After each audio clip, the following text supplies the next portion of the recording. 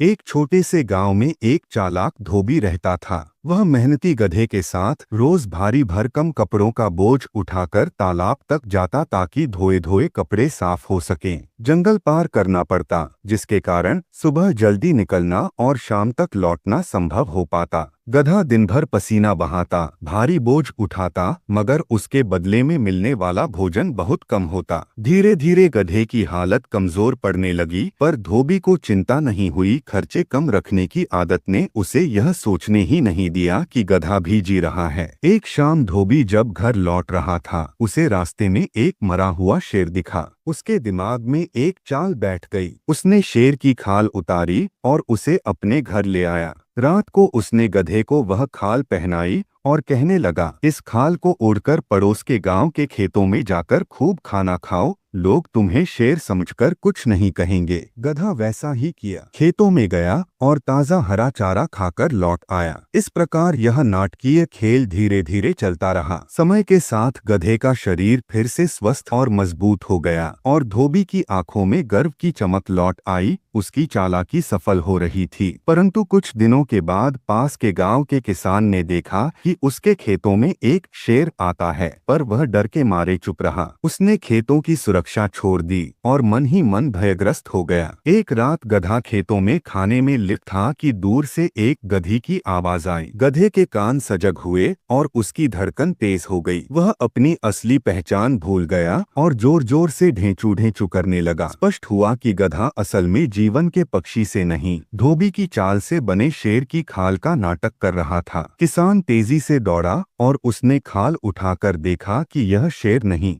बल्कि एक गधा है। उसने क्रोध में आकर गधे की खाल निकाल दी और उसे अपने आंगन में बांध दिया। अगले दिन धोबी ने गधे की खोज में सारे गांव वगली घूम लिए, पर उसका प्रेम प्रिय साथी कहीं नहीं मिला। उसे समझ आया कि उसकी लालच ने उसका साथ छोड़ दिया है। उसकी चालाकी ने उसे ही नुकसान पहुंचाया। वह पछताने लगा और जाना कि लालच और धोखा कभी किसी का भला नहीं करते। कहानी की सीख स्पष्ट है, लालच की राह भय और नुकसान ही देती है, ईमानदारी और मेहनत ही निरंतर सफलता की चाबी है।